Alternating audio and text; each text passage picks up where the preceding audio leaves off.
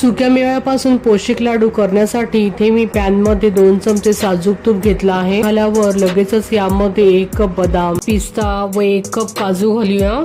त्यानंतर तुपामध्ये मध्यम आचेवरती परतून घेऊयात आले आहे। आता आपण गॅस बंद करूया।